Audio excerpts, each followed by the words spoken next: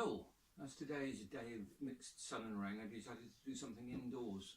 And what I want to do today is take one of these pieces of an old chair that's fallen apart and turn it into a drop spindle based on a really old Scottish design, which is nice and simple to construct just using the penknife. So I'll walk you through the process. So what I want to do first of all is shave this end down to make it to be narrowed on the end here, and then have a little bobble on the end which you can catch the wool on. This I might have to shave down as well, but I don't know, we'll see how it works. So let's just get shaping and see what happens. I'll just round the end off first. I've just been shaving the end down here to make a little catch point, a little bobble, which is coming along nicely. Okay, as you can see, that didn't work very well. The end just snapped off. So I'm going to start again with another one and see how that goes. This has got a bigger piece on the end, so that should give me more scope for it. I'm going to cut this in half to leave this piece on here, this, and shave down in here to make this into the bobbly bit.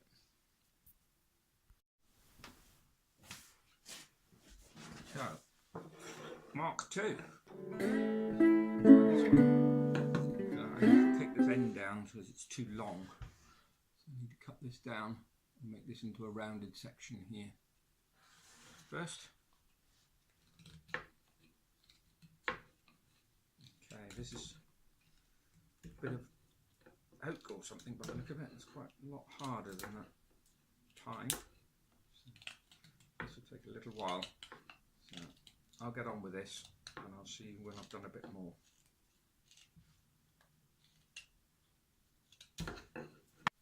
Okay, so I've shaved the end down, it looks pointed now. And the next stage is to take this in and make a bit more of a neck in this piece here to make it grip on the end a little bit better. So I'll get on and do that and show you the results in a minute. Okay, so I've shaved the end down now, and it's got much more of a sort of taper to it and a definite point where the wool will catch to be able to tie on that end. Now I need to cut the centre piece to make it into one nice shape.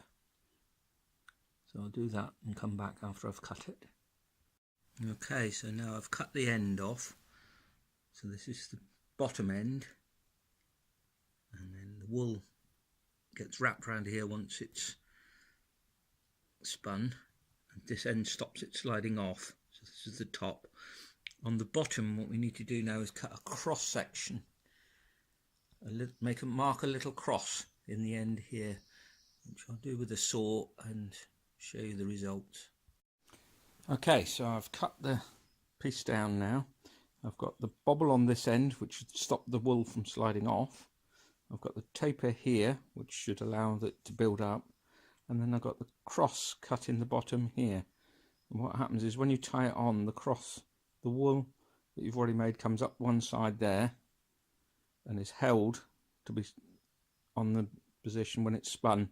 And it comes up and loops underneath here and off to where you're doing the spinning. I'll show you how it works now, if it works. I'll give it a go. So here we have some fleece. It's unwashed, uncarded, but it's a nice fleece to spin. It's got a lot of crinkle in it, which means it bites to itself quite well. And it's a long staple, in other words, it's got long hairs in it. So what I'm going to do is just tease out a bit of this, a bit like carding, but just to do it by hand. If you don't have carders, you can just separate the fibres and line them all up in a similar way by pulling them by hand, laying them all down the same way. This then gives you something to feed off of when you're spinning. So that's enough to get us started. And what we need then is a piece of already spun wool to tie on to the beginning of that. So what you can do is, if you don't have a piece to start, you can actually take a small piece of this and start spinning by hand like that. Put the twist in, a bit more fibre, twist it in to get you started. And you can get a bit more twist on it than that to make it stronger. Once you've got it twisted, that's enough to tie on to there to get it started. So we'll tie it onto there now and show you how to continue from there.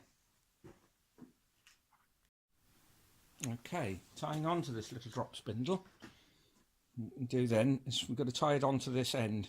So we can just do a half hitch onto there, maybe a couple of them, but I'm going to try just with one, and then wind a bit of this onto the body of here. And then what we do is we select one of these crosses and put it through the cross and up the body, and then do a half hitch here. Then when that pulls,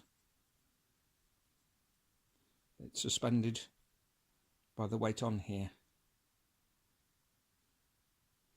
And then to do the spinning, we put a spin on there and start pulling from this end. So we tease it here.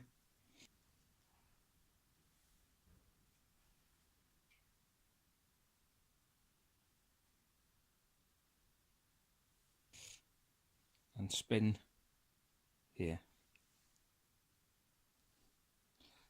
It takes a bit to get it started because there isn't much to keep it going down there.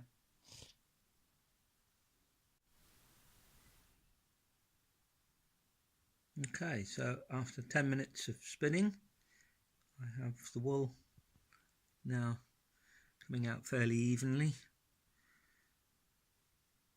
and collecting on there. So I'd say that was a success.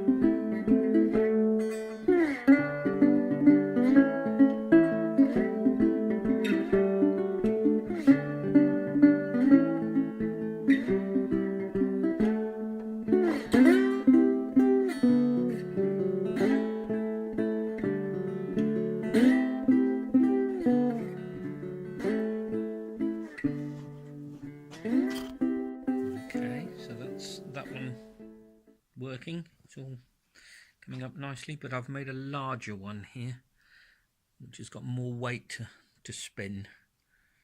So this one should work a little better, although not so easy to carry about in your pocket, which is the whole idea of these, that basically the shepherd could keep one of these in his pocket, and whilst he was minding his flock, he could sit there and spin a bit of yarn.